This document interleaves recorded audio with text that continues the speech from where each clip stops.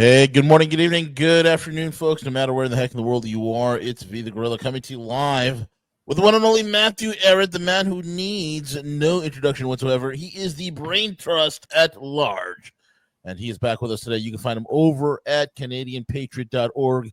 CanadianPatriot.org would be the central site to find all things Matthew Ehret, a cornucopia of research, wonderment, and scholarship. With that being said, Matt, welcome back, buddy. Good to be back, man. I always enjoy these shows. We don't do this nearly enough, so I'm happy to be back after It's always a pleasure. Long overdue sojourn. No, tell me about it, man. There's a lot going on in the world, man. There's a lot of historical context for what's going on in the world today. Nothing has changed. It's the same players, the same characters, but in different skin suits, so to speak. It's the agenda continuing forward, the invisible hand that seems to maniacally work within the shadows of human history, and we're still struggling against it, trying to break free, trying to literally be a complete human being with a fully intact brain, renewed with thinking and beauty and harmony and all these other wonderful things. And yet the globalists, this cancer, it's long standing, and we've been long fighting it.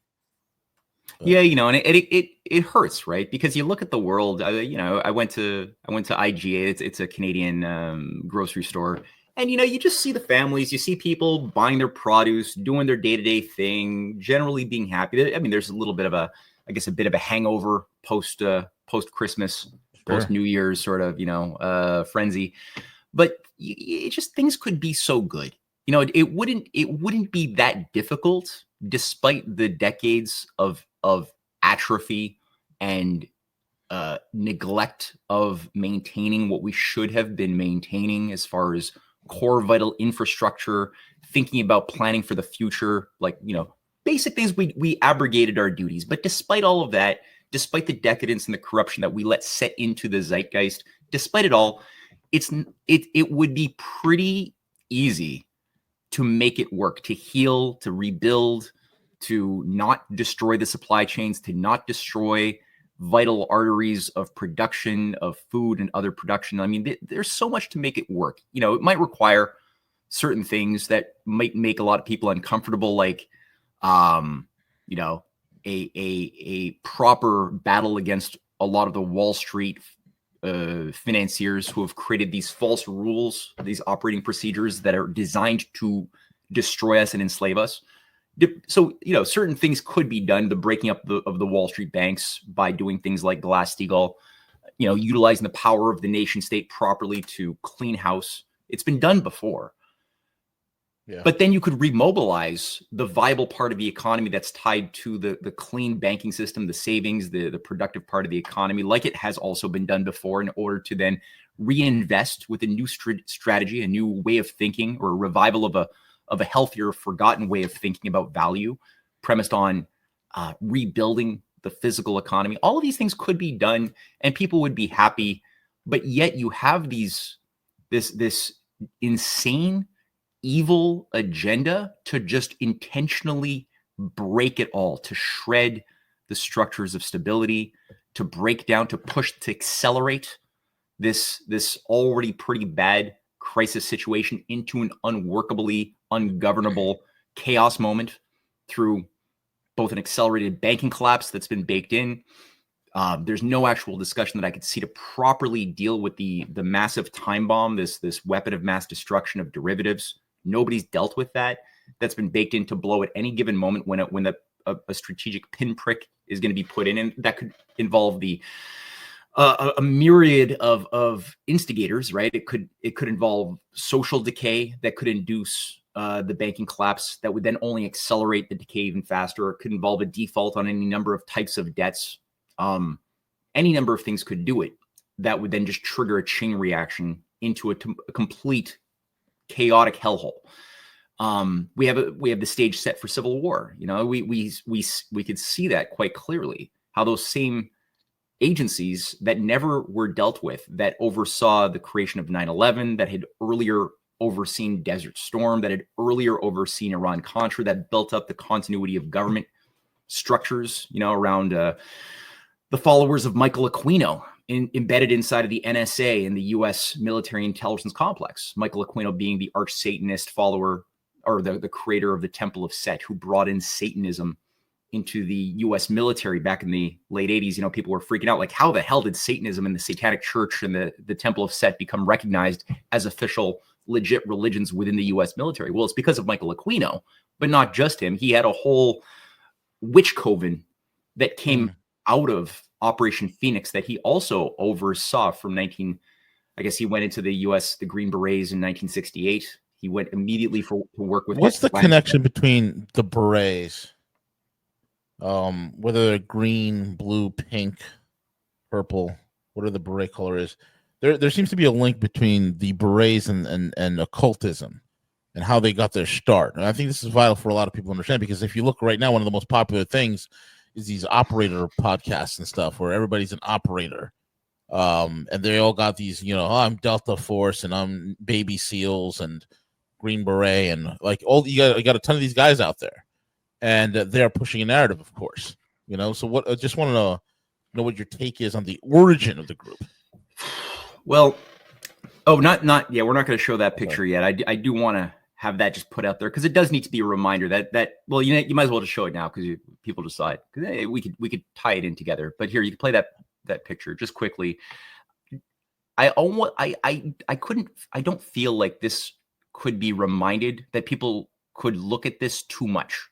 Which was that's an image of the Technocracy Incorporated program, overseen by a couple of key figures in the 1930s, one of whom was Elon Musk's grandfather, Joshua Haldeman, who was the head of the Canadian branch of Technocracy Incorporated. That was their program for what they wanted to do as a solution to the Great Depression, that itself was orchestrated by the exact same financier networks that had been simultaneously infusing not only money, but also ideological content, logistical support, other things into the growth of fascism of all varieties throughout Europe and the United States and Canada and a lot of Latin American countries, but especially Europe and North America in the 1920s and that same time during the 30s. So you had them both orchestrating the transformation of the U.S. economy into a bubble in the 1920s under Coolidge, who was a spawn, an asset of Andrew Mellon. Andrew Mellon being the one of the top handlers and controllers of the U.S. economy throughout that entire period of the 1920s, that oversaw the deregulation, the mass bubbles, the speculative bubbles of the Roaring '20s that were then able to then be detonated. But he was part of a broader J.P. Morgan, Rockefeller, international financier axis that is above nations. And it's not something that's tied to any particular nation per se. You have, Swiss, Genoese, high-level families, high-level members of the Dutch, of the British, of the Italian, of the Roman aristocratic families, who are all exerting influence through the instrument of this financier class that were then promoting, on the one hand, again, turning the economy into a bubble that could be detonated, while at the same time creating two opposing traditions that could then be induced to create a new synthesis, which is, on the one hand, internationalist Bolshevism, which was getting its vast support, as Anthony Sutton, but many other authors have demonstrated quite well, was receiving massive support from the City of London, from many of the Jacob Schiff, Vorburg bankers that were both doing that, promoting Bolshevism in all nations. That was used as part of a regime change first in Russia, but then the idea was to then expand through Trotsky's ideology of permanent war, permanent revolution, with a certain very rigid Marxist interpretation of a utopian future, where the proletariat would become the new dictators after some imaginary period of conflagration, and purgative violence would necessarily, be a cleansing process. And in response, you had these same financiers also funding right-wing fascism, the National Socialist variety of fascism that was also receiving vast money from the Harriman banking groups that Prescott Bush was also an integrated director of, the Union Banking Corporation that, again, Prescott Bush also funded or was a director of, and which had all of its assets stripped after 1942 because they were breaking the Trading with the Enemies Act by virtue of them banking Hitler or funding Hitler, as well as Mussolini. So you had, I mean, people know the stories of the Bank of England, Montague Norman, who was the head of the Bank of England, who oversaw also the Bank of International Settlements that was used to provide a transfer, a mechanism to steal the money from Austria, but especially Czechoslovakia and other countries, and basically put them into Nazi coffers to help the Nazi war machine grow. There's many other, we're actually making a documentary that's going to be going through a lot of this right now. So you had both sides receiving the same funding from the same arsonists at the top. And this is where, again, if you look at Elon Musk's grandfather, Joshua Haldeman's, and also Frank Scott, who was the head of the US branch of Technocracy Incorporated, that's where their idea came as a solution to say, okay, the problem was we tolerated the elected class too much. The elected class is incompetent. They create this corruption, these problems. We've tolerated conventional capitalism too much. That creates these bubbles, these problems. And so we need now a new solution, a new paradigm of a specialist class of scientific engineers at the top who are going to be managing the levers of the new world system that will operate with certain protocols, of which you have things like energy credits. So the new monetary system is going to be founded upon universal banking, or not universal, universal basic income was part of their program, that everybody's going to receive a quota of credits that they can use to pay their bills, to buy food, whatever. And those quotas, those energy credits are going to be tied to a mathematization of how much energy is consumed by an average subject within this new order. So, you know, they figured they could create some scalar metrics. And that's part of the Technocracy Inc. study guide that was their manifesto of what they want to do. All of this is outlined in great detail in their study guides in the 1930s.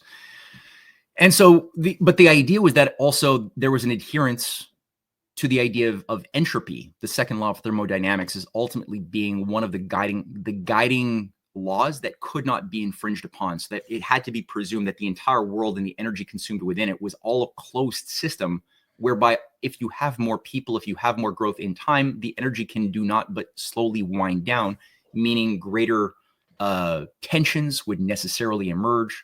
And, you know, one of the founders of peak oil theory, Mervyn King, was also King Hubbard was one of the key leaders of Technocracy Inc., who founded the peak oil garbage theory that actually is provably not true. He was a member of this thing.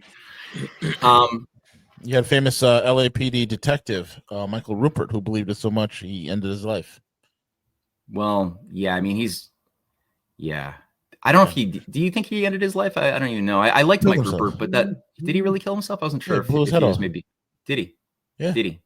Went to a 10. He got so disenchanted and became so black-pilled to such an extent. They became so depressed. He started getting on psilocybins and started hallucinating. And he's like, well, the hallucinating world is just as real as the current world. And he ended his life, man. I mean, the guy was absolutely broken down. They went after him hard as well. Yeah, I'm willing to entertain that. I'm still operating on the hypothesis that they killed him, but that being said, it's very possible. Like he became, for some reason, he abandoned all of his good works and devoted himself principally to the cause of awakening the world to the fact of peak oil that he started believing in, which will make somebody very black-pilled. And and if what you're saying is true, and he started doing psilocybins and drugs and got unhinged, became more and more unhinged, maybe he did.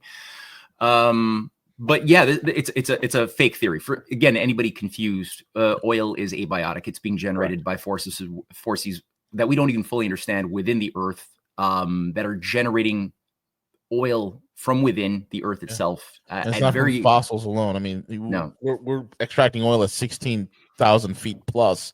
There's no fossils down there. No, exactly. And it's like, and you know, tapped wells have been replenishing at impossible speeds that have been measured since the 1960s. So it's something that's been obscured by, you know, the Rockefeller Standard Oil operating system. But that being said, it's a side note. The point is, this Technocracy Inc. thing had a few characteristics to it that I think have a direct continuity, because people like to schism, or they compartmentalize moments in history. and have lost touch with thinking about how these ideas were never resolved, but exert continuous influence on today's operating system because they didn't get what they wanted back then. Back then, there was a sufficient emergence of patriots in various countries, but especially the United States, that rejected fascism, that were able to wield the power of the nation state to stop the application of hard fascism in both America, but then that spread beyond as the only solution available to the Great Depression. So people like, Frank Scott, Joshua Haldeman, they were not ultimately successful at achieving what they wanted. Now I'm going to get to your question as well on the occult underpinnings of these nefarious movements that Michael Aquino and Edward Lansdale and others were spearheading coming out of the Vietnam War. But I think that this circuitous path is a useful way to just get towards a context in which this is happening. So part of what they wanted, if you were going to be a member of Technocracy Inc., is to give your name away. You had to replace your conventional or the name that your parents gave you with a new set of numbers and letters. So 23X52 was like a conventional name given to people. And there was about 500,000 full members only in California alone. That's a big number for such a strange party to enjoy that many members at that time. There's a lot of similarities. And Elon Musk, we do know that he's used the language that was created by his grandfather when he's talked about the need for a Martian technate, when he's named his one of his kids. I don't know whether it's a test tube kid or not. I'm not too sure. I'm not going to go there. I know he has a lot of test tube kids, like possibly, I think officially like half of them, but maybe all of them. I don't know. But the fact that he chose a naming protocol that was based upon the Technocracy Inc. naming protocol for one of those kids is also X something, X15 something A12 something. Yeah, something. I feel bad for this kid in school. I mean, you're basically begging that your kid is going to be the butt of many jokes. That's unfortunate. But that being said, so this didn't go away. He got thrown in jail. He had to end up, going to the freedom-loving South Africa at the first year of apartheid is where Joshua Haldeman chose to go. But he was also affiliated while he was doing this in Canada before he left to South Africa to build his family up even more. During apartheid South Africa, but he was working directly with a number of occultists and Rhodes Scholars and Fabians. So he was actually the head of the Fabian Society of Canada, of the Saskatchewan branch of that in 1933. Before he sets up Technocracy Inc. That's what he's doing alongside 5 Rhodes Scholars from Oxford who are then installed to create this Fabian Society called the League of Social Reconstruction. This is what becomes the NDP party in 1960. But this thing is what he is running. You have these Rhodes Scholars who themselves are followers of the Cecil Rhodes Milner Rhodes Trust, that operating system that grew out of I would call them almost proto Green Beret murderers in the Boer War, because the Boer War was kind of like a Vietnam War for the British Empire from like 1898 up until 1902. There was several waves, and it was something that was recognized at the time as being a complete imperial monstrosity. There was no justification. Britain received no love from most of the world except for its colonies, who got a lot of propaganda that they had to somehow go to this country that they had no business declaring war against the people. The Boers and their Zulu collaborators. And don't get me wrong, the Boers had a lot of racist problems, but overall their approach to dealing and to working with the existent Zulu populations was much healthier than what you saw coming out of Cecil Rhodes and Rhodesia, which had a much more brutal, hard, murderous approach. Yeah. Rhodesia is always hoisted upon us as a mortal state, that if it was left intact and under the auspices of empire, should to this day be a pearl amongst the swine of Africa. Yeah, you do that too well, man. It's well, that's the I don't know if you've been aware of this, but there's been so much propaganda about the nostalgia of Rhodesia that I've seen on social media. I'm like, where the hell is this thing coming from? This is a couple months ago, out of nowhere. Multiple little mini docs, little YouTube shorts, Yeah. TikToks about Rhodesia. I'm like, what the hell? Yeah, it's been making a comeback, and I think Yeah. that partially has to do with it's this reactionary quality in the human condition. Remember when I was mentioning to you that the same global financiers were funding both Bolshevism and hard right fascism at the same time? Yes. It's the same kind of thing where, on the one hand, I think that a lot of people, especially younger people, have seen the hypocrisy and corruption and evil of this sort of neoliberal Blairite model of globalization, which is clearly a cover for just heavy corruption and none of the ideals that were sold to the population to accept globalization were ever even closely acted upon, right? The idea was cooperation was going to happen, more trade, more prosperity, less war, because we're getting rid of national borders under this idea of global prosperity. That was the sales pitch back in the 70s and 80s.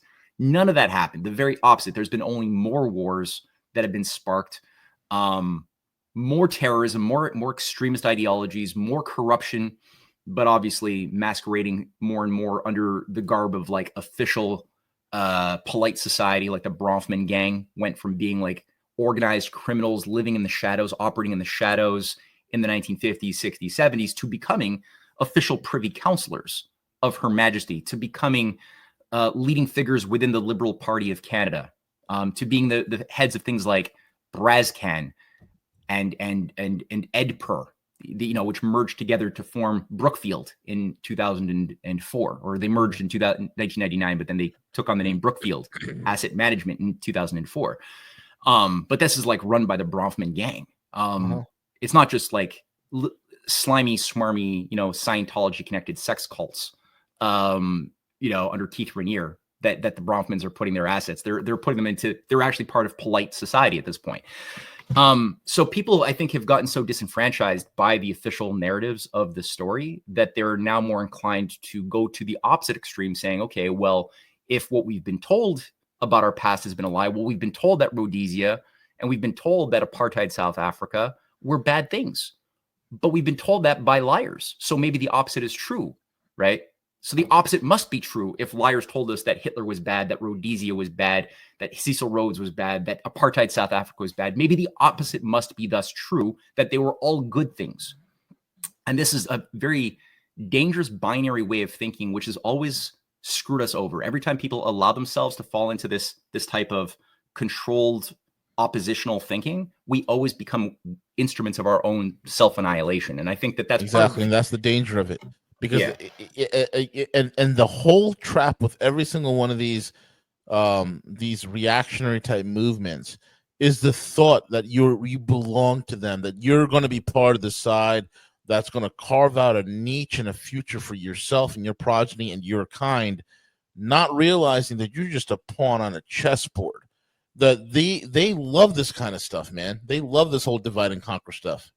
Yeah, they do. And you can get it too by, like, if you read the writings of Joshua Haldeman, and I've read them, they're available online. You got to search a little bit. They're also, I've cited a number of his writings from the 1950s in my Revenge of the Mystery Cults, Volume 2 on Rosicrucian Golem. Just, but if you read the writings, they're actually calling out, they sound like things that could be spoken from the mouth of an Alex Jones today.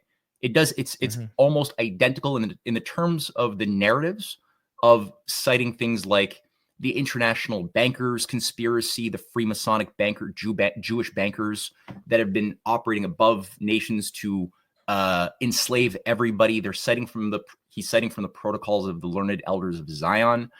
I mentioned to you that he was tied to occult networks, right? Well, one of the occult networks that is publishing his protocols in Canada in the 1930s and 40s is our followers of Major C.H. Douglas, a British founder of a school, an economic school called Social Credit. So he's actually, after heading the Fabian Society of Canada, that doesn't work out. Then he's Saskatchewan Social branch. Credit. Then he becomes the head of the Technocracy Incorporated Party, pushing a very similar policy in many ways. That doesn't work. He gets arrested in 1940 for being on the wrong side of World War II. He's clearly pushing fascism. And then he switches over and becomes the head of the Social Credit Party of Saskatchewan. which he does Unbelievable. up until his very last day when he leaves. Now, the guy who sets up social credit that he's a follower of is Major Douglas. Major Douglas is a disciple of Orage, A.J. Orage. I think it's A.J. Orage, but it might be a different. I think it's Alfred G. Orage. But anyway, this Orage is a British occultist he was formerly a leading theosopher, a member of the Theosophical Society of Madame Blavatsky and Alice Bailey. Later on, he's doing this in the early 1900s during World War I. After World War I, he sets up this occult magazine called New Age magazine, to promote the ideas of Alice Bailey into creating a Luciferian New Age. He's publishing Aleister Crowley's writings. He's publishing Major Douglas's writing, and this guy is the one who Douglas Bailey. asks. Isn't she like a Baconian? Yeah, Francis Bacon. I mean, yeah. Right? Do you want to speak about that a bit more, or like? Yeah, because the whole thing is pretty integral, right? Because the Baconians always viewed America as the new Atlantis, right? And everybody connected with them, whether it's like Bailey, Blavatsky, the Frankfurt School. If you notice over time, all of them just started migrating and started infiltrating a lot of the institutions here in the United States. So I just find that to be very interesting. Yeah. Well, okay. So yes, you're totally correct. Bacon was also the co-creator of what became the official Rosicrucian movement, and especially the Invisible College. So that was the Invisible College grew out of this network of occultists, of Kabbalists, of Hermeticists that were followers of the earlier John Dee. John Dee and Bacon's lives overlapped a bit. John Dee, as people should know from even just watching a lot of the popularizing movies that talk about him, he was one of the key advisors, occult advisors to Queen Elizabeth. At a certain point, he was kicked out of England. I think that was due to Francis Walsingham playing a certain important role, trying to, but failing ultimately, but trying to purge England of these occult high priests that had been infused into the courts after the death of Henry VII. So after Henry VII, who was a very good man, he was a leader of a leading figure organizing the League of Cambrai alongside Erasmus of Rotterdam, of Thomas More, who later on was one of his key advisors, who unfortunately was the tutor of his son, Henry VIII, who got some very bad advice and ended up cutting the head off of his tutor, Thomas More, at a certain point in 1532, sorry. You had this infusion of black magicians, especially around the figure of Francesco Zorzi, who was a Venetian high occultist, a member of a leading family, which is still very powerful even today in Italy.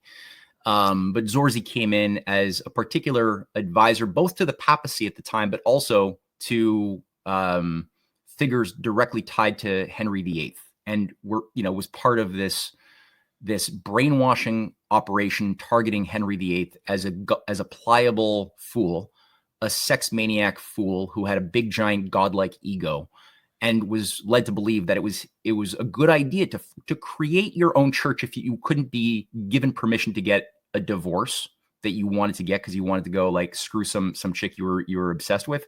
If you couldn't get a divorce, the only solution was to create your own church with you as the head of that church, the Anglican Church. That's an insane idea. Kings had been unilaterally having divorces way before Henry VIII. He could have done it that way, but no, he chose to play right into a divide to conquer game, which he did. And again, it was overseen by this infusion of these black magicians that John Dee was quickly, recruited into. He rose. He had the figure of Edward Kelly as his scryer, who would be the channeler of many of these necromancing demon spirits that would, be assisted through, I think, psychedelic drugs. A lot of hallucinogenic drugs, ergots, and other things were used to help that process of basically getting induced into a trance-like state of ecstasy. That would quick, Matt, quick, for the listening audience, what an ergot is, it's a fungus. It's basically the forerunner of, what would you say it was? It was the forerunner of LSD, right? Yeah, lysergic acid diethylamide, yeah. And the actual guy who's Albert Hoffman, who discovers LSD-25, he is himself a world's leading expert on the Eleusinian mystery cults, and he actually wrote a very important book as a manual on the Eleusinian mysteries as being driven by Ehret, and basically what becomes again LSD, but also psilocybins were also developed by Hoffman circles who are working with the CIA and MK Ultra back in the 1940s, 50s, 60s. I mean, MK Ultra itself was created in 1953, but it already had been existent in a different form earlier on, already working at extracting the active ingredients chemically from a lot of these things, like, you know, the blight that grows on rye that induced altered states throughout the ages, and have been used in ancient mystery initiatory rites going back to Eleusis. Now, so the fact that you have this guy as the modern high priest and expert of the Eleusinian mysteries, as well as the official founder when he was working for Sandoz Labs in Switzerland of LSD-25, is, I don't think, a coincidence in any way. This has already been known as a certain recipe. So that was one of the things used by a lot of these black magicians. Again, John Dee was certainly using it. They had a whole operation where they created a mystery cult system of espionage in Bohemia as well, which was activated a little bit later on, a few decades later, to invoke the 30 Years' War, this bloodbathing ritual massacre, which killed like almost half of the German population in most of the big cities. Like it was just a forever war of 30. I mean, not forever, but I mean, it went on for 30 years. It could have gone on forever. And it involved Protestants versus killing Catholics nonstop. It was absolutely bloody. And Francis Bacon, who at this point is becoming one of the top, you know, I forget the official name, but it's the equivalent of the Prime Minister of England at that time. He's also overseeing the setup. Like he's helping to brainwash this Palatinate, the head of the Prince Elector of the Palatinate, Frederick V, who's getting married to King James I's daughter, Elizabeth Stuart, in England. And so Francis Bacon is overseeing this multi-months long operation that has these two young malleable idiots, Elizabeth Stuart and Frederick V, who are being brainwashed to think of themselves as new prophet-like Moses, new harbingers, new avatars of a new golden age. They only have to do certain things, and you know, Francis Bacon is writing mystery plays that are performed for them at their ceremonies in England before they're sent back ultimately to go back to Bohemia. And you know, this is where also you have a lot of those next generation follower. And there's a key collaborator of, and I would say even maybe manager of Francis Bacon, who, as you said, in 1620, right when the 30 Years' War is kicking off, he's publishing his New Atlantis. It's a short essay. It's something people could read in an afternoon. It's worth reading because it lays out the program for basically reorganizing society, and especially reorganizing science under a new high priesthood of elites that would control the levers of what science was allowed to do and how we were allowed to think about it. And it was a highly compartmentalized system around this Solomon's Temple center of command. And the idea was, you know, you would have in the new official science, instead of having the natural philosophers who were encouraged to think holistically about or in an interdisciplinary fashion, which was the way it was. They didn't call themselves scientists back in those days, right? It was called natural philosophers. And the idea was that the moral sciences, the biological life sciences, the organic, the non-organic chemistries, all of these were different parts of the same thing. And that was a very potent way of conceptualizing this study of God's creation. We saw that manifest with these revolutionary breakthroughs by Leonardo da Vinci, by Kepler, by so many people who saw themselves as simply human beings made in the living image of a creator, endowed with a passion and a responsibility to discover God's creation and share the fruits of those discoveries with other human beings to act to create a better future than the one we had when we walked into this, or were created into this world. And that philosophy had to be destroyed. And the way that they did it is they followed the outlines set forth by, first, John Dee's Monus Hieroglyphica. So John Dee's Monus Hieroglyphica that translated Euclid's elements, especially the core operating procedure of Euclid's axioms and postulates, and how the rules of blind faith into core axioms that were unquestionable, had to organize our way of thinking about the entire universe, which is what John Dee does in like 1580 or so. And also then Francis Bacon's New Atlantis that he adds to. Now, Francis Bacon is also a follower of Paolo Sarpi from Venice, and who's also a grand strategist at the time. He's setting the stage also for this new science, which is not a science at all.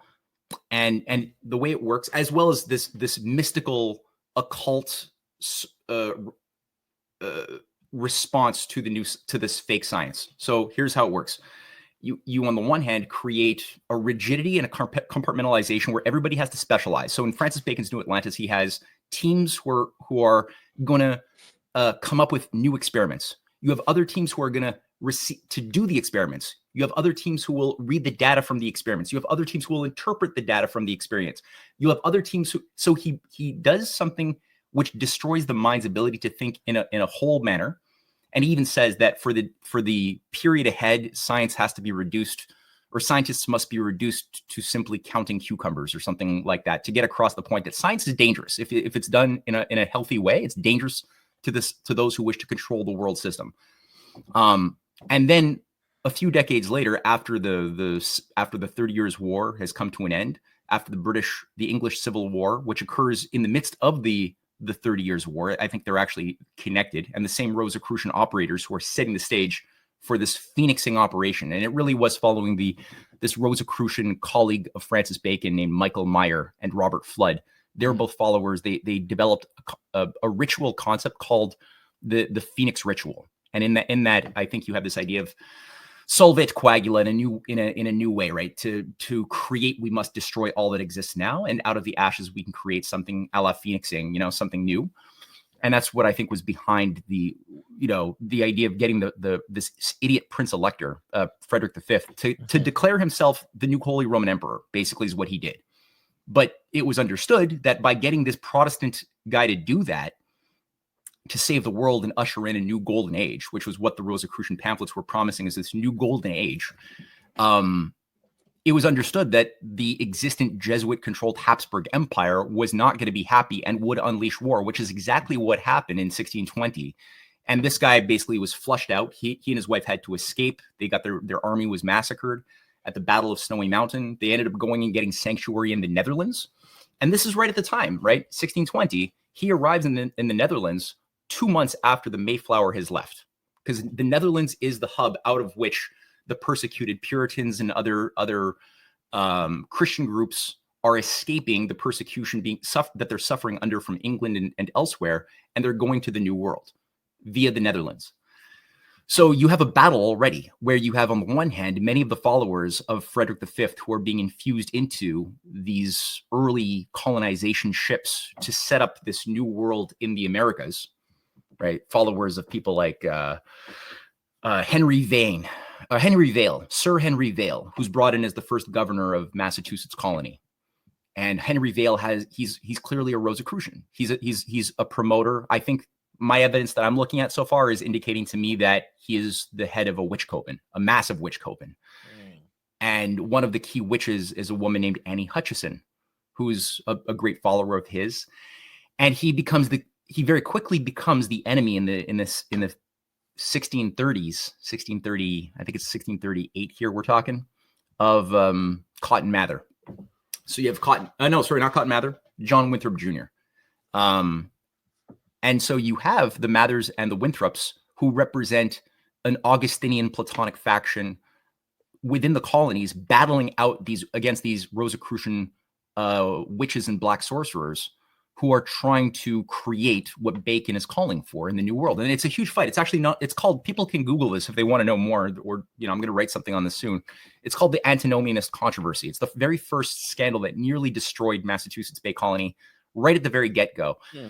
And Annie Hutchison was basically creating a schismatic group of, she's promoting this idea of free grace antinomianism, that we don't need to necessarily abide by the moral lessons contained within the scriptures. What we can now do is, it's like a radicalization of the idea of having a direct relationship to Christ, which could have a healthy interpretation, but it could also, we see clearly how this could also be used in a very sick, duplicitous way, as she was doing, where she was saying, well, because I have such a pure, direct intercourse with Jesus, my, the inspiration of the Spirit when it flows through me has me profess godlike truths that supersede the lessons of the New Testament. So you have this is the way that a lot of these primordialists, these back to the let's go back to the basics, schismatics, they often have this sleight of hand where people were starting to follow her in secret rituals, which again, nobody knows the full story of. Cotton Mather. John Winthrop did write an overview of this antinomianist controversy. Again, it does indicate to me that there was witchcraft going on, but she failed to break through, to take over as she was trying to do. Henry Vale was providing her protection, but it didn't work. He ends up giving up. He goes back to England and he becomes an advisor to Oliver Cromwell after getting knighted by the king. But Annie Hutchison, who gets expelled, ends up going and becoming an early founder of Rhode Island colony. So that's where Rhode Island comes from, is Annie Hutchison and her network, as well as New Hampshire. They're set up by these antinomianists. So that's a weird part of our history, right? So you always have these battling forces between the Francis Bacon, John Dee figures, as well as the healthier traditions that gave rise to people like Ben Franklin, who was a student of Cotton Mather, who was a leading figure with Increase Mather before him, of this anti-witch coven network. So this is part of the nuance of our history. But if we jump back ahead to the Rhodesia question and apartheid and this Rhodes Milner group and these occultists around Orage that Elon Musk's grandfather was working with, it's very, very important to just hold this through line in our mind, because if you look at, so Orage, who creates, let's do it this way, because there's obviously many different things connected here. But if you look at Orage, who creates the name social credit as the new system, which Major Douglas is pushing, which is applied to Alberta in the 1920s. It's successful. It also becomes a party in British Columbia. But in Alberta, it's applied in a pretty hardcore way. It involves the application of eugenics. Number one, that's the first thing they do. The purification of the population. That's why Alberta and British Columbia are the only two provinces to have officially applied eugenics policies, alongside, there were many other U.S. states before Hitler even did it. But they're doing that. But this guy Orage, and they're translating the Protocols of Zion, the Learned Elders of Zion, which is a provable forgery that was cooked up by the Theosophists and the Russian Okhrana, in at least the French branch of the Russian Okhrana in the 1890s. The Okhrana was a forerunner to that was their intelligence service, was it not? Yeah, it was the secret police of Russia. Yeah. But all of this is being organized by occult networks that were followers of Francis Bacon and John Dee. Who were again Rosicrucian. They just took on slightly different names, but they were doing the exact same kinds of rituals: necromancy, Kabbalism, Hermetic alchemy, spiritual alchemy. All of these things were being done inside of the high occult underground that managed much of the top-down strategy, even back in these days, that involved the need to create things like Solomon's Temple, which is a big part of Francis Bacon's New Atlantis. And that Solomon Temple idea was part of this idea of restoring this ritual notion that the kingdom of Jerusalem and especially Solomon's Temple had to be recreated as it had been created during the Crusades. It had to be done again. And also this ritual of bringing the Jewish people into that area to restore a new nation around the reconstruction ritual of the temple, the third temple. That was all part of this idea. But to do that, you couldn't just convince the Jews to leave Russia, to leave Europe. You had to make life as unbearable for them as humanly possible. And thus the things like the Protocols of Zion were a very convenient way to inflame anti-Semitism, to increase the paranoia of elites, especially, Tsar Nicholas II, his wife, Alexandria, the queen or the Tsarina of Russia. But many of the elites amongst Europe were all led to believe that this was the smoking gun proving this Jewish conspiracy, and that they had to clamp down on the Jewish population to protect themselves and the grandeur and nobility of the monarchical system threatened by these Freemasonic Jew bankers. Again, the Protocols of Zion were provably a complete hoax, a forgery cooked up by these same Okrana theosophical networks embedded within all of the states of Europe, including Russia.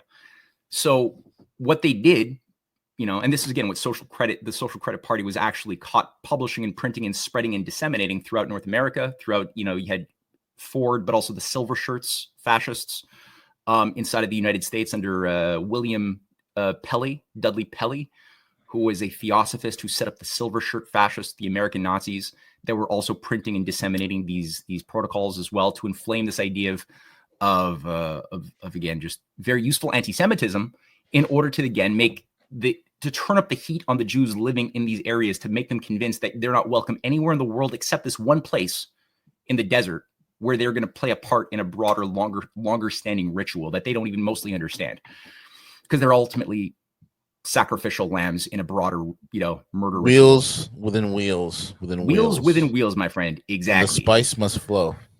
Yeah, that's the Bene Gesserit way, right? Yep. And so getting to the core of it, these theosophists, what they're doing under Blavatsky's nominal leadership. I mean, I say nominal because I don't think she's herself fully controlling things. She's not an original thinker. She's openly, it's provable that she's created all of her works that she's writing, Isis Unveiled, The Secret Doctrine, that later Hitler professes to be a follower of when Dietrich Eckert, one of his handlers and tutors, goes on to proclaim that he has initiated Hitler into his secret doctrine. And Hitler has openly talked about Dietrich Eckert, who is the head of the Thule Gesellschaft, the Thule Society in the 1920s, as being his spiritual mentor. But so the secret doctrine of Blavatsky is a hodgepodge of stolen ideas from a whole myriad of other people that she never cites. So she's not herself an original thinker. But what she is doing is creating the foundations for basically a declaration of war against Christianity, but all Abrahamic religions. And she's basically asserting in her works, especially Isis Unveiled, but again, you also get in the 3-volume Secret Doctrine, that we need to restore the new high priesthoods that are basically the old high priesthoods of Isis, the Isis cult, this Earth Mother deity that was one of the core religions of the ancient Roman world, of Mithra, the Mithraic mystery cults, as well as the Cybelian Attis mystery cults. All of these things she enumerates as being all different sides of the same tapestry of what must replace the obsolete Christianity. The only type of Christianity that she proclaims will have a place within this new pantheon is going to be the Gnostic Christianity. The Gnostics being, these pseudo-Christian followers of Simon the Magician, who grew quite large in the 2nd, 3rd, and 4th century, but who were ultimately defeated when they tried to take the mantle, proclaiming themselves the representatives of Christ's teaching. That they failed to achieve that, and rightfully so. Those promoting the Gospels of Thomas, the Gospels of Philip, the Gospels of Mary Magdalene, the secret teachings of John, that portray the character of Jesus as basically a Luciferian avatar. They're called the Sethian Gospels, and a lot of them were, the Sethian. Yeah, they're called that because, and this is where Michael Aquino chose the name the Temple of Set and the age of Set. So this was like this is any relation to Gnostic Gospels? Would they be considered Gnostic as well? Or certainly, yeah. These are the Gnostic Gospels. Yeah, they're the Sethian. They're also known as the Sethian Gospels, and the Sethian, the figure of the snake, which is sort of an avatar figure of Lucifer, calling for the rebellion against the evil demiurge god that wants man to be ignorant in his own ignorant image. That's the Gnostic Old Testament god, is this evil demiurge. Sure. And Christ, the Christ spirit, is embodied as the avatar, or as the serpent avatar called Lucifer. Mm-hmm. And then is reincarnated in another avatar later on in the figure of Jesus when he becomes the Christ. And they have a whole spin of like, what was he doing in those mystery years between the age of 12 and 30? Clearly getting initiated into the Hermetic secret sciences, getting the Eleusinian mystery tradition thing going, put into him. And they come up with a lot of these creative things where they just infuse a new story into how he came out of this, whether from India, from Egypt, maybe both. And then started his new ministry with secret teachings for the initiated elites And, within many of these Gnostic Nag Hammadi scriptures, you have the emphasis upon like the Nag Hammadi script, which was buried in Egypt somewhere, supposedly from the Library of Alexandria. So the story goes, right? That's a story. Yeah. I mean, I'll say something about that too, but within that, the idea is that Mary Magdalene and John are his two favorites. And in one of the scriptures, there's even like this illusion that he has a sexual relationship with both of them, that he's got a bit of a bisexual thing going, that he passes on his secret tradition, his secret doctrine into them, while the stupid people just read what is published in the Gospels and the book of, or the letters of Paul and what have you.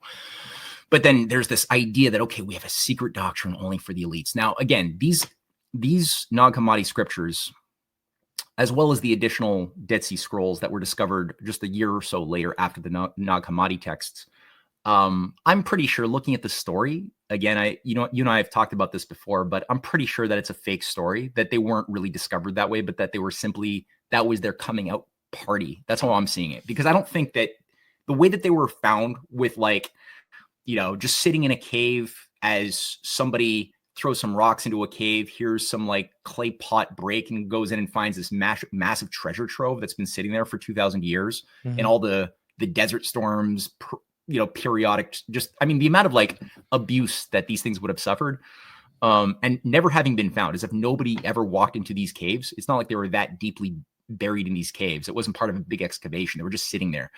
Implies to me that they were planted there in order to then, after World War I, be part of the onslaught against the Abrahamic religions that was called forth publicly as a manifesto by Blavatsky in 1878, when she did Isis Unveiled, in 1888, when she did The Secret Doctrine.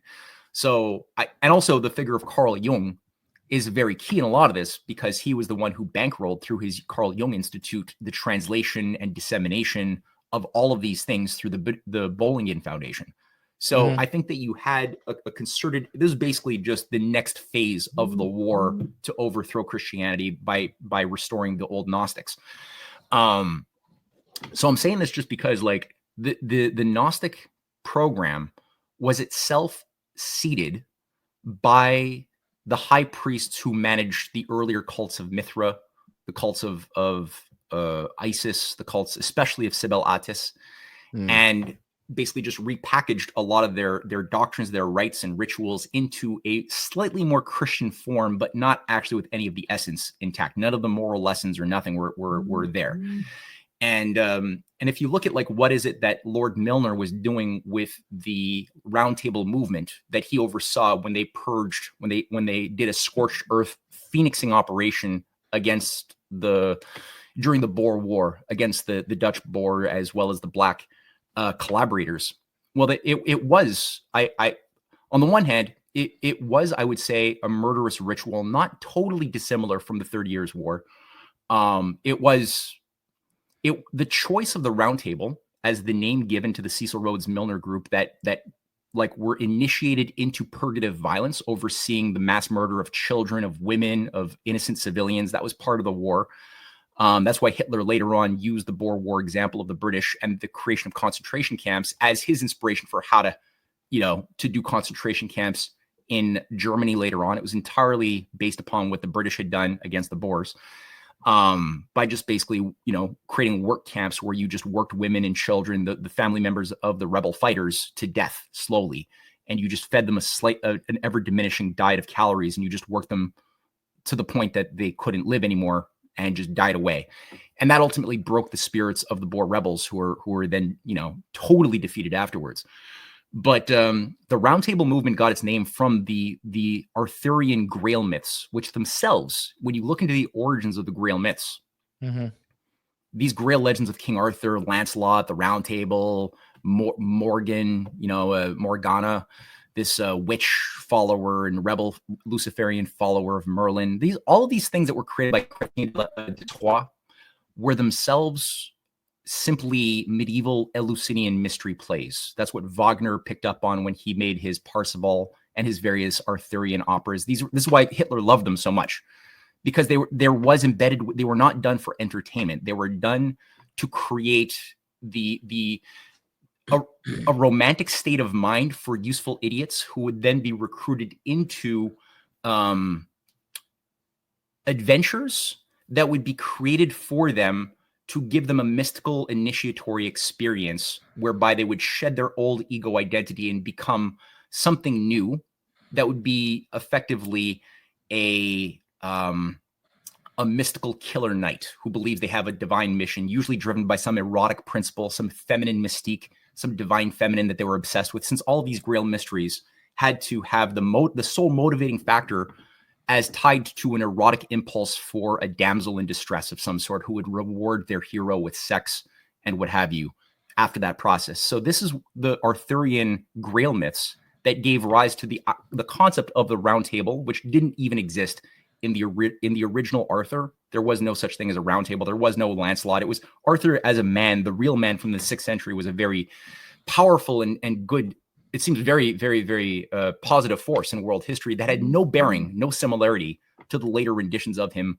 as a recruitment tool in the 12th, 13th, 14th century into the Templars, into the chivalric knighthoods that would then be used to oversee massive banking operations. This is the Templars and the Lombard banks, for example, were like connected at the hip. This is what controlled international finance throughout the entirety of the Crusade period, was the Templar Lombard bankers.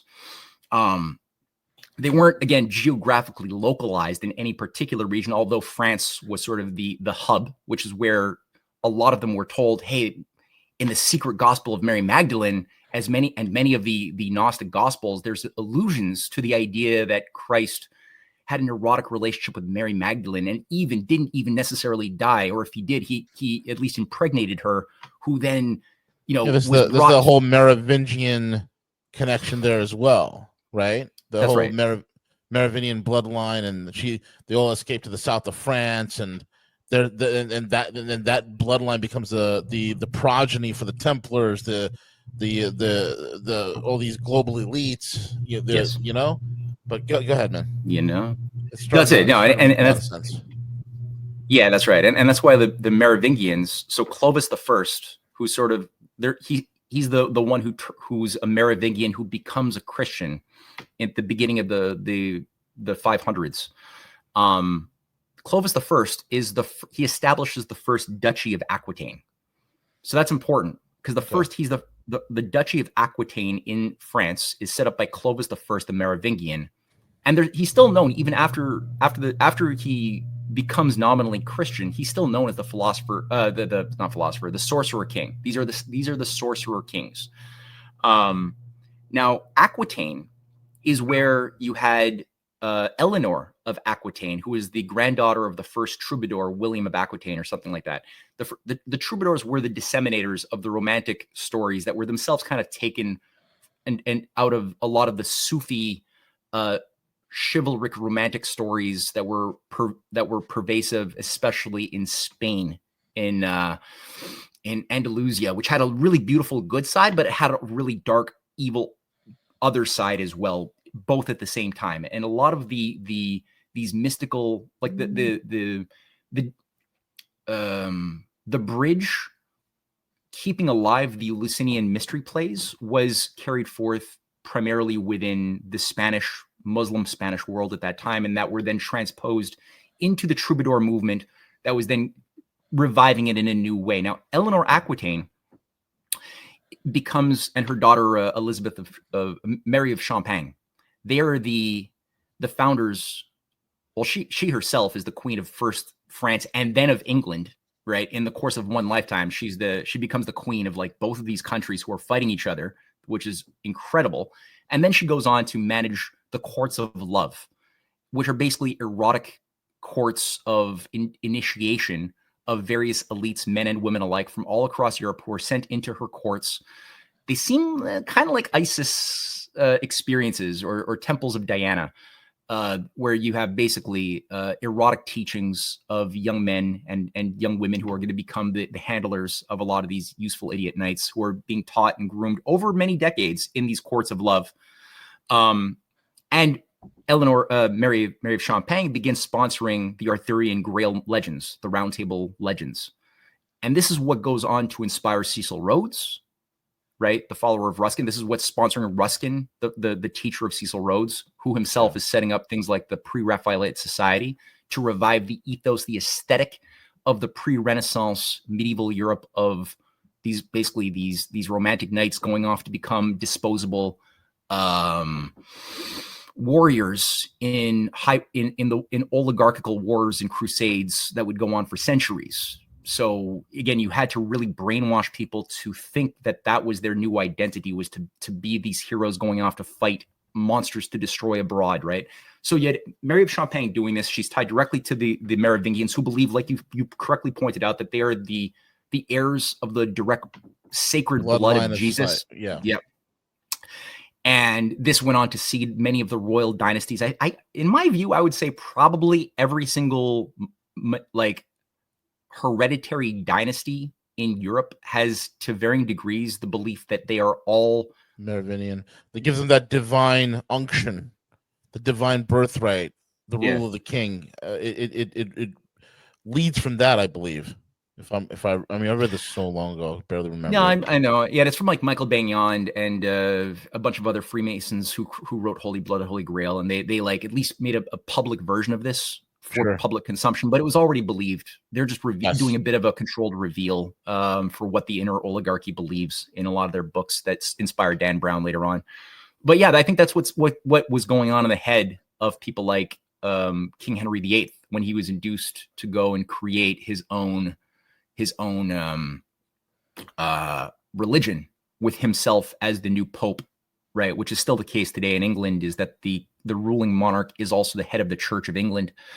So I think he was probably convinced that was like that was okay to do, because he probably was led to believe that he is endowed by the blood of Jesus anyway. So it's not a hypocrisy or ego to do that. It's just your blood right to do this.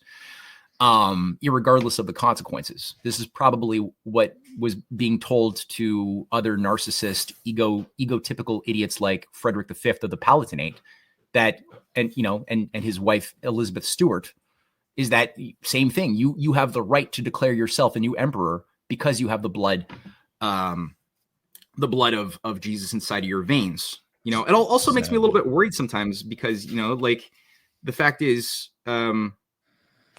you do have Trump, who, for example, is a descendant of Edward III, via John of Gaunt, right? That's a thing. It's a thing. Oh my God. To what degree he takes that seriously, I don't know. I don't know. He's also apparently a descendant through his mother's line as well of Rurik, right? The pagan claimant of the throne of Russia, whose bloodline, involved many fanatic, very, very powerful individuals like Prince Kropotkin, who was a part of the Rurik dynasty, who believed it was their role to infiltrate the structures of the church in order to then overthrow that government and reinstate the ancient pagan system of controls overseen by the figure of Rurik. So again, that's Trump's part of his lineage too. Again, does that influence things? I don't know, but I'm just saying it's there. It's there. It's a thing that's out there. Even what's his name? The head of Putin's, the Kremlin special envoy Dmitriev, Kirill, even put out a tweet openly talking about that. So it's not a secret what I'm saying. Interesting. So you got this thing. The Grail myths, though, were Mithraic. It was a Mithraic system of warrior, male-only warrior cult, right? That was what all of the members of the Legion of the Praetorian Guard were, all initiates of the cult of Mithra. They were worshippers of Mithra. That was a 7-degree initiation process. You could see there's hundreds of Mithraeum existent all over the ancient world. Even today, you can go to, they're all over Egypt, Palestine, Algeria, North Africa, all over Europe. They're all over England. They're in the city of London. You also have Isis temples. You also have temples of Cybele and Attis that are still existent, often in direct, very close proximity to the temples, the Mithraeum of Mithra, the fallen solar deity that serves as sort of an analog to the god of Apollo or Horus, the other solar deity of Egypt, or, for example, Lucifer, who's another solar deity in the Christian garb. It's the same deity. Marduk of Babylon. It's a solar deity. Yeah. Same thing, all across the board. It's just different incarnations of it. Now, Mithra was the Anatolian version that was brought into Rome. And after, Caesar, actually, after the civil wars that occurred once Caesar allowed himself to be declared emperor, which again is very similar to what the Emperor Frederick V was induced to do of the Palatinate.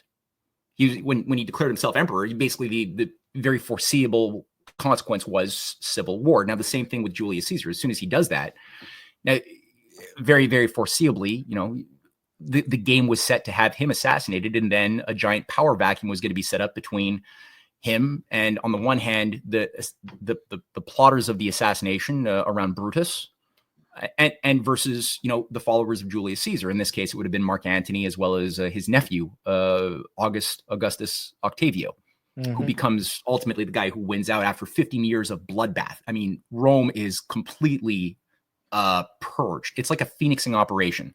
And out of that purge in Rome, you have the cult of Mithra that goes from the shadows into public.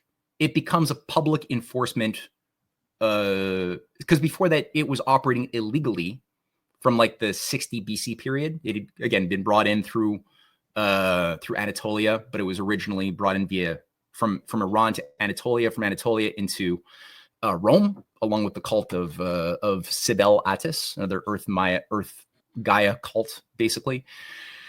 And everybody who was initiates in both, in the case of Cybele Attis, you could be a man or a woman and go into it and have your rocks off, unless you were a hierophant, unless you were a priest. If you were a priest, a male priest in the cult of Cybele Attis, you didn't get your rocks off because your rocks had to be cut off to be allowed to become an androgynous holy man in that weird thing. But if you wanted to go into the cult of Mithra, that was for men only, and principally it was for warriors only. So that became the official instrument through which the legionnaires, which were vastly expanded when Rome became a full-blown empire under Octavius Augustus.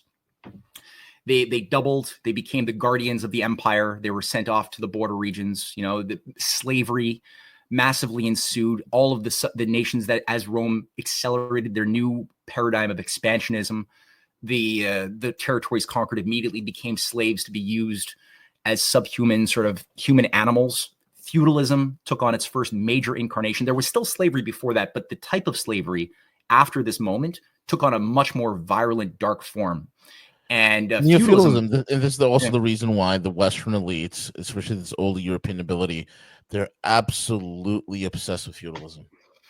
Absolutely. They've always wanted to bring that back today in a modern form, but it's especially this, right? And this is where Rome, they got rid of their free farmers, their bowman farmers that were able to then kind of like, it was the idea of the American Republic originally around the Society of Cincinnatus, that the farmer could become a soldier as a true citizen soldier, but equally go back to farming as a good citizen, having fulfilled your duties. That was the ethos of the Roman Republic.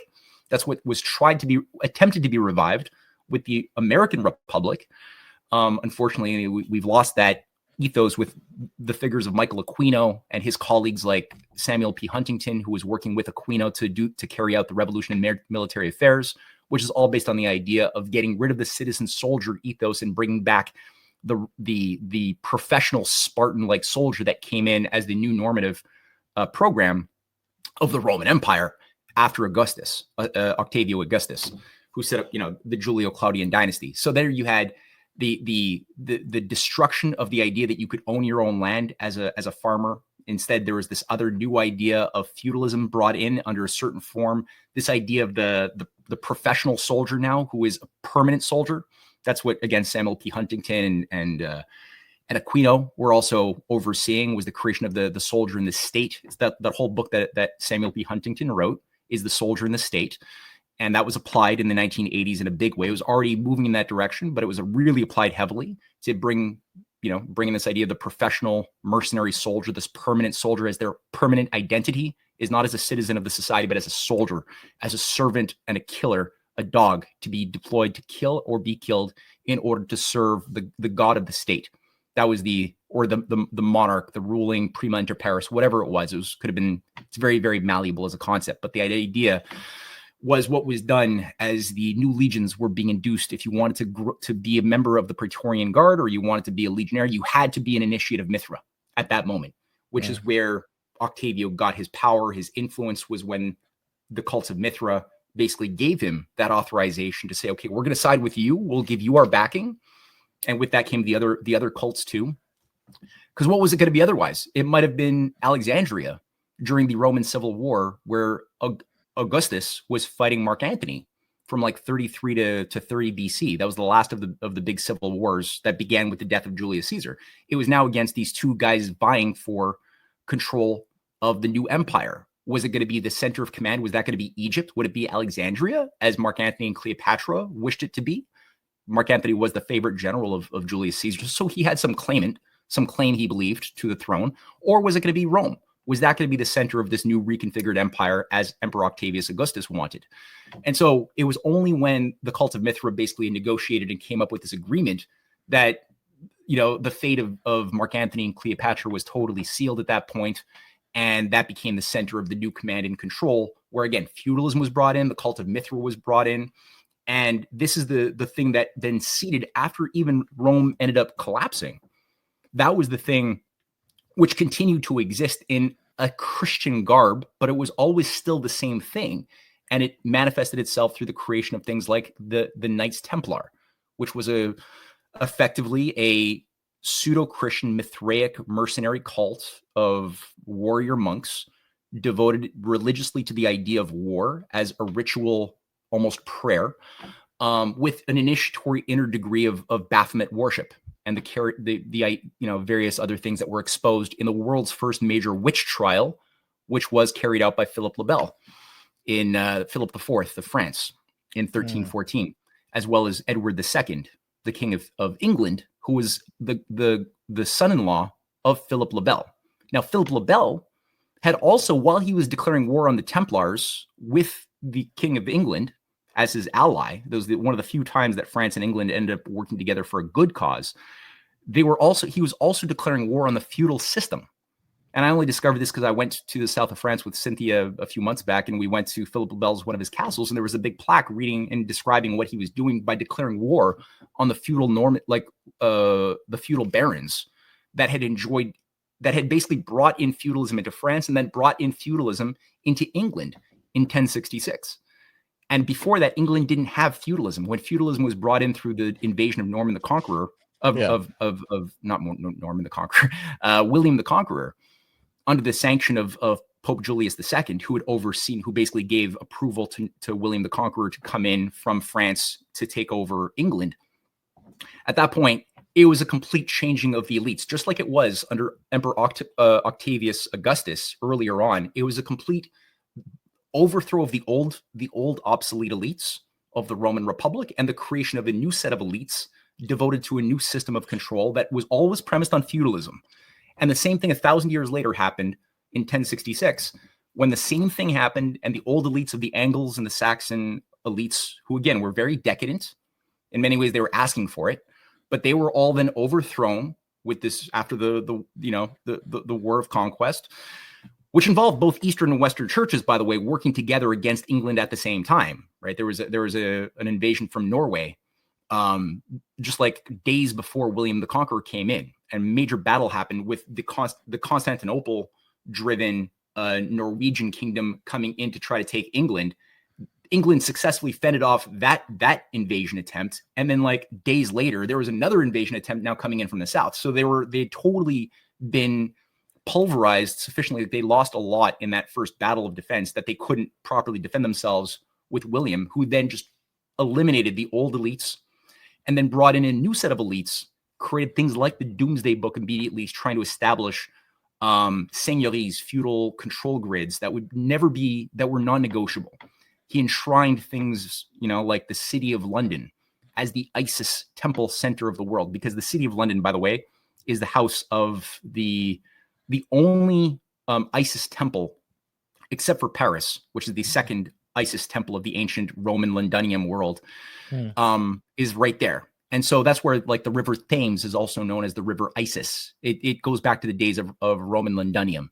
And that's where in the Magna Carta, it's enshrined that was imposed upon a certain malleable king, I think John, in 1215, that these feudal barons, the Norman conquerors, would be above the laws of the nation, that there would be no laws that could ever be done to rein in their right to do whatever they want to do. And inside the Magna Carta, it both enshrines the obedience to the city of London is enjoying its ancient supranational privileges, which it always enjoyed, and that's still to this very day. But also, it enshrined the idea of human chattel slavery as also a principle that only free men had a role in, could be recognized as citizens with rights. But only like 2% of the population or so were so-called free men. Everybody else were illiterate feudal possessions of those very Norman barons that created and hoisted the Magna Carta onto a weakened king at that time. So basically, the idea was, again, to enshrine what was done by bringing in making humans as property, making those humans that if you wanted to have a life that was not going to be just like, you know, growing potatoes until you die, getting taxed to death by the governing lord of your region, who is periodically allowed to have sex with any of the human cows that might be your wife or might be your daughters. But if you wanted to have a life that was like a little less dismal, your only job was to maybe try to become a servant of a knight, or maybe join as a mercenary to go into the wars set up by these princes and these high priesthoods, like the Crusades. That was your only choice, right? So there was very little growth opportunity. There was no literacy permitted by and large. You could see the written word had completely dropped off during the period of these forever wars. There was something like anywhere between 3 million and 9 million deaths that occurred during that time. Pretty big numbers for those days. Controlled periodic plagues that were periodically induced by these same chivalric orders that wanted to manage the populations both through war, but also through poisoning water wells. Maybe in a future episode, we could talk about that. I'm reading a book on this right now. And again, our video that we're going to be doing together is going to touch on some of this in more detail. And this is what is inspiring Lord Milner to create the Round Table movement. It's a Grail Mithraic cult that is overseeing the bloodbath ritual of the Boer War. This is what is informing the creation of British special forces operations that goes on to seed, with the help of American this is what seeds the American special forces. This is where the beret is actually not an American innovation. It comes from the British that created the first berets that were then done and applied in an American form as a little homage to their British handlers that were then reined in a little bit by Eisenhower, but then completely took over very, very quickly under Edward Lansdale and Allen Dulles, who normalized, who expanded their roles as an agency of the CIA, which they always were. And Cynthia Chung, my wife, has done an incredible set of essays going through this deep history using the writings of Colonel Fletcher Prouty, who is one of the big whistleblowers that informed Jim Garrison about the real assassination, who was behind the real assassination of JFK. And he goes through the history, the British-directed history of the Green Berets and the CIA direction of them from the get-go in a beautiful set of books from the secret team all the way up through his... there's a set of books that she cites in her essay series. I'd advise people who want to know this to read Cynthia Chung's work on this. But all that to say... this is what sets up things like the Korean War, the overthrow of nationalist leaders like Arbenz in Guatemala, that sets the stage for killing JFK, which requires a lot of U.S. Special Forces collaboration with unreconstructed Nazis and French fascists that were brought in by Operation Gladio and set up inside of Dallas, that also run paramilitary groups, armies outside of the official channels of government. This is what's behind the invocation of the Vietnam War, and where Michael Aquino, as well as Colonel John Alexander, who works with him on Operation Phoenix under Lansdale, go in and kill 40,000, mostly civilians in Vietnam as part of their own American Boer War in their own time. That becomes basically a mass murderous ritual of initiation for the new guard that will go on to oversee things like Project Stargate, which is one of the things that these guys like Colonel John Alexander, Michael Aquino play a direct role in Project Stargate, which is part of the SRI, the Stanford Research Institute in the 1970s that continues until the 1990s. right? This is what's being funded by Lawrence Rockefeller as well.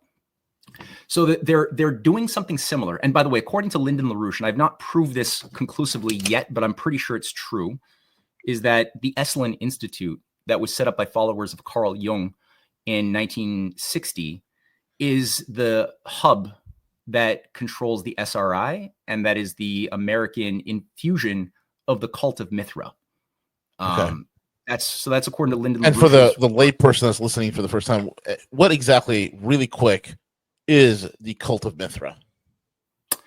The cult of Mithra is a cult that had been created in Iran and that was then brought into, or actually from India earlier, but we don't have too much of that in our living knowledge. It did exist in Iran as a dominant solar cult, and it was brought into Rome under Pompey as part of a piracy cult. Basically, the skull and the crossbones originated with the cult of Mithra, according to the works of Jason Reza Giordani, who's a pretty despicable occultist in our current day, but useful. A real wacko who's doing rounds out of nowhere. He's like all over the place now. All of a sudden, I'm reading a couple of his books, going through Mithra, and it's insanity, bro. He boasts, "Oh yeah, I work very closely with Mossad and CIA." I'm like, okay. He's direct. He's direct friends. He's talked on his interviews how he's had Colonel John Alexander. He's been to Colonel John Alexander's house on multiple occasions. He knows Colonel, or not Colonel, sorry, Jacques Vallée. He's part of the whole, like, I'm doing a documentary series with my wife to counteract as much as we can. Johnny's a nut job. What's that book? Satana. His whole synopsis on Satan. Yeah. No, he is himself a believer. He's a devout follower of Mithra. 100%. But he's very useful to listen to and to study. I mean, he does have a degree of discipline and rigor that makes it high value to read his works, which is why I read them.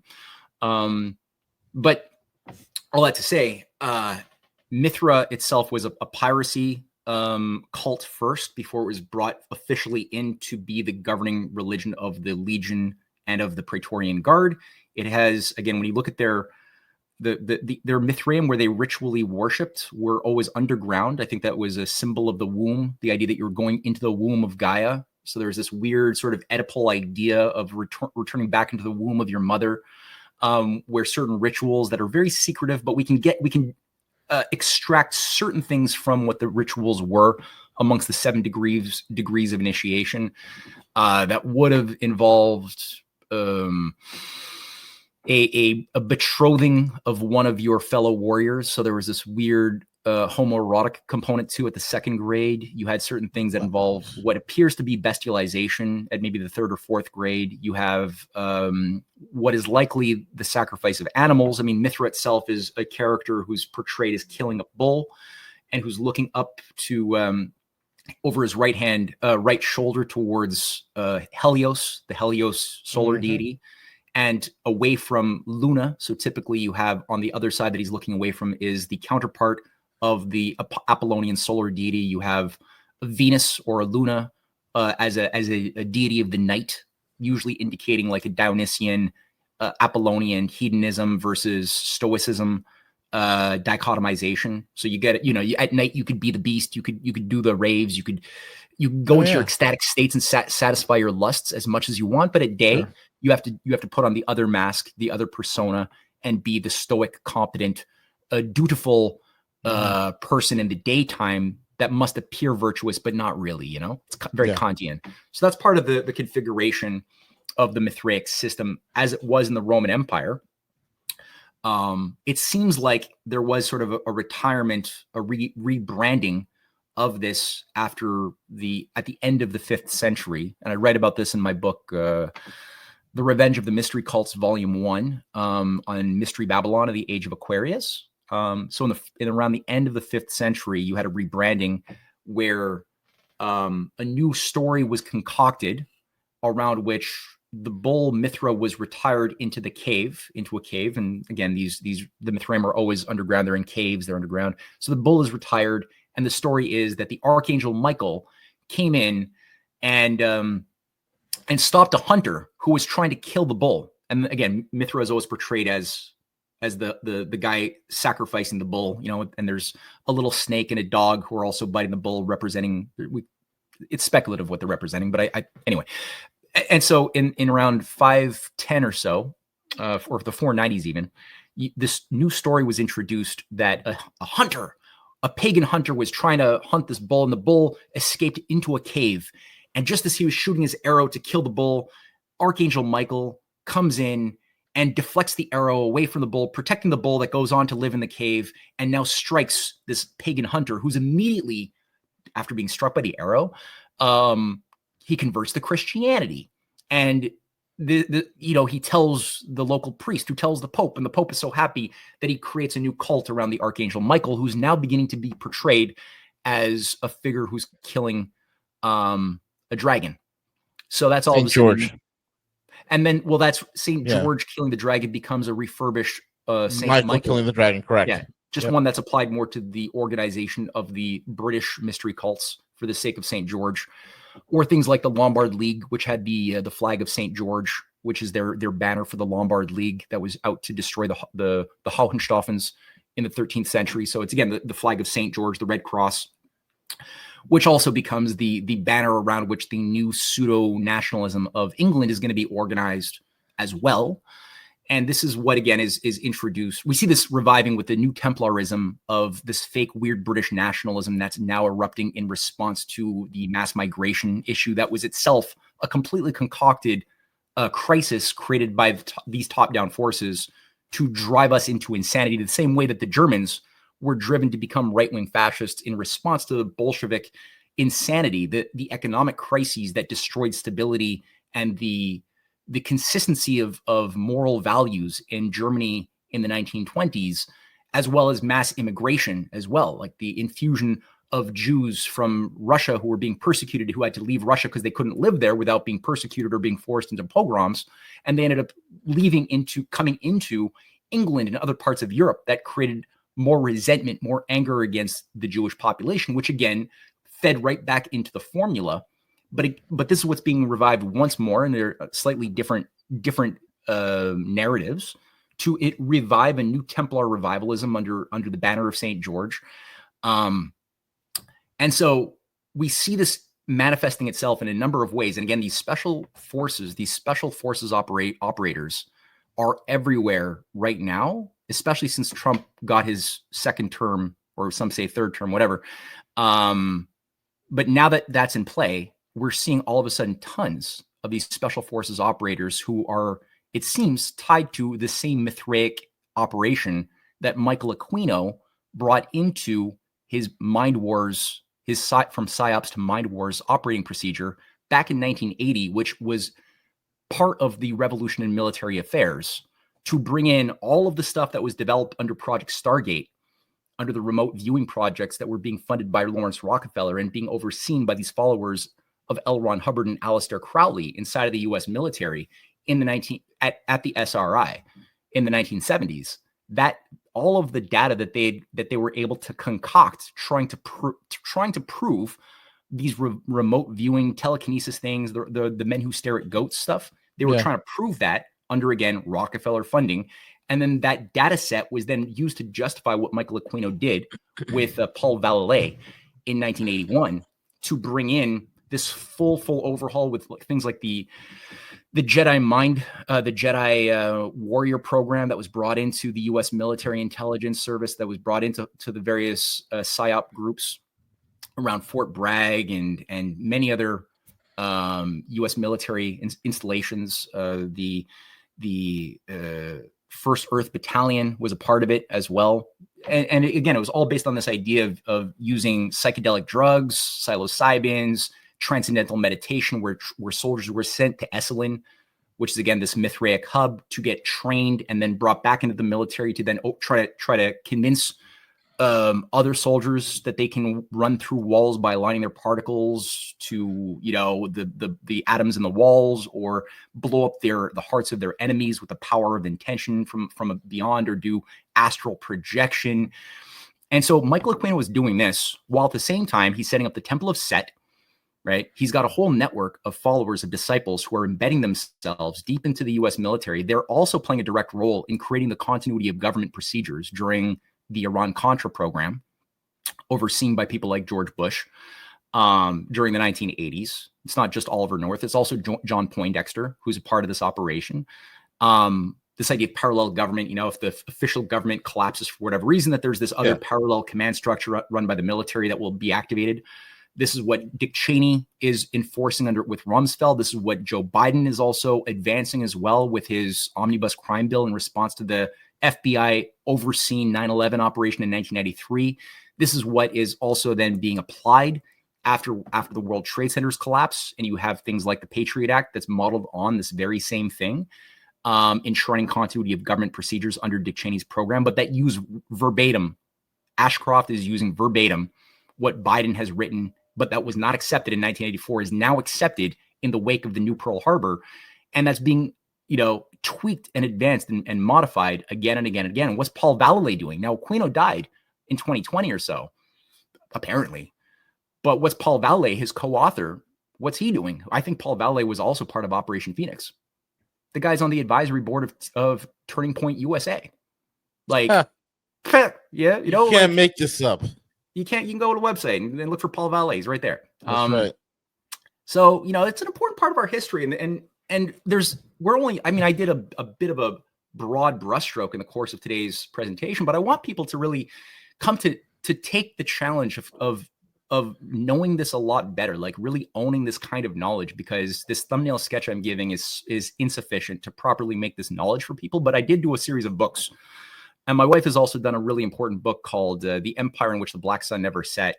That's also a really good read. But we're really trying to get people to do the deeper studying, in order to become the type of knowledgeable citizens who won't fall for the types of psyops and traps that are being put forth, especially now that this very same group that Jason Reza Giordani is a part of, as part of the new Mithraic revival that's embedded within the U.S. military. This is the operating system of the new Special Forces Legion that was like groomed in their own Boer War, their own Vietnam War, where they were able to justifiably, legally carry out mass atrocities protected by the state in the form of what we did to the civilians of Afghanistan, to Iraq. And I would question any influencer today who earned their stripes in the age of especially Obama era oversights of Afghanistan and Iraq wars, but especially the Afghan wars, where massive controls of global narcotics was centralized by these special forces operators that were working for village pacification, counterterrorism operations that involved both, what people like Luis Elizondo was doing at Guantanamo Bay. Oh yeah, that guy. Right, that guy was actually known as one of the lead torturers at Guantanamo Bay. I think there was even a warrant on his arrest for some of the atrocities he was provably committing, carrying out torture at Guantanamo Bay by, I forget which European country. But like you have these figures who are all of a sudden being seen all the time, who are being inflated in the so-called alternative media space as truth tellers to prepare us for this new age of revelation of truth. Elizondo, he's the aliens are coming, bro. Mm-hmm. Yeah, Elizondo's always out there. Oh, the aliens! Yes. Yup. Yeah, and so is Steven Spielberg. Like the whole thing is pushing. Oh, he's got that big Disclosure movie coming out in next June, which is filled to the brim with occultic, symbology. It's incredible. Absolutely, yeah. It's really a revival of the old necromancing. So they're merging the spiritualism of the channelers with aliens and with AI demon gods into like one new smorgasbord stew of a new set of meta narratives to shape the reset of religions around the world. Which is good. It's accelerating. Like we're at the end point now of exactly what had happened 2,000 years ago with Octavius Augustus's creation of the new elites, the overthrow of the old elites, the bringing in of new high priesthoods and superstitious beliefs for the new Roman Empire, and feudalism. It's the same thing that was brought in with the Norman invasion, which then generated the Crusades, the Knights Templar, the new order of secret initiatory religions that would shape the Middle Ages, the mass death, mass plagues, the restoration of feudalism that was brought in with the Norman invasion. It's the same thing 1,000 years later that we're going through right now. And I'm of the faith that human beings are destined for something much better than this outcome. But we really have to be aware of this history and be just aware of the nature of the beast a lot better than people currently are, because China's doing a pretty good job, I got to say. Russia's doing an okay job. China's doing the better job of having gotten its shit together and shedding a lot of these dark age traditions from their operating system. They're trying to fight to survive. They're trying to do what they can do in the context of the current battle plan. But I've not seen us do a good job so far. I haven't seen us overthrow the structures of Michael Aquino, for example, within the different PSYOP groups that are currently still very influential, shaping both military as well as the civilian population, following a lot of what MAGA has become. I haven't seen the heirs of the Technocracy Incorporated crowd properly be served their just desserts. I haven't seen them. No, none whatsoever. I haven't seen the Nazis be served their just desserts, right? They're the same Nazis that so-called lost World War II never really lost. They were given new assignments to manage the Cold War and NATO's secret armies. I never saw that resolved. So in my mind, I mean, I'm told to hate and fear China as my big enemy, but yet China has nothing to do with any of this history I've just gone through. They've been trying to survive and deal with their own battles and clean out their own swamps on their own that are, but that we haven't done the same job as they've done. So I would say we should look and clean up our own backyard first before putting our hate and fear onto those things, which many like Michael Yon and other Green Beret operators have been trying to redirect our attention towards hating and fearing instead of dealing with what they represent, that Michael Yon likes and those types. Yep, exactly. And other figures we might think of from this this area. What a tangled web we weave, Spider-Man. We can cut through. We can cut through this Gordian knot, though. No, it is. I mean, you lay it out. This is the whole thing that's down there, and these are the narratives that are being pushed by these adherents to this. Just diabolical schemes, man. Yeah, diabolical schemes. Very diabolical. And like I said, you and I we're talking about doing we're in the middle of coming up with some scripts for some very, very wild educational documentaries that are going to be produced pretty soon. And if people out there want to help us, we're entirely sponsored by people. So we have to raise money for these things so that our filmmaking team, especially Jason Dahl, who's like the mastermind filmmaker behind so many of the videos we've made so far, is able to pay his bills and eat his noodles. So talk to V if you want to sponsor these videos with us or become a co-sponsor. Let us know, and we're going to be putting these out there at a greater density in the coming weeks and months ahead. And guys, I'll tell you right now, the Matt and I are talking about it. We're going to be putting together an awesome documentary that's going to be kicking the teeth out of all the stuff that's floating around that is designed to keep us separated and fighting amongst each other, while the real elites rob us blind and usher us into a technocratic, neo-feudalism, totalitarian nightmare. So that's what we're facing here, guys. So your support is well warranted. And with that being said, Matt, thank you for coming on, man. It's always a pleasure. Thank you, dude. Always. Yeah, maybe next time we'll tackle another. We could scratch on. This was like a big picture thing today, but maybe we can scratch on an element of it in greater detail. Oh, definitely. We could definitely start drilling down on all of this. Yeah, for sure. Sweet. Very important. Folks, you catch Matthew over at CanadianPatriot.org, CanadianPatriot.org, RisingTideFoundation.com. And with that being said, we're over now.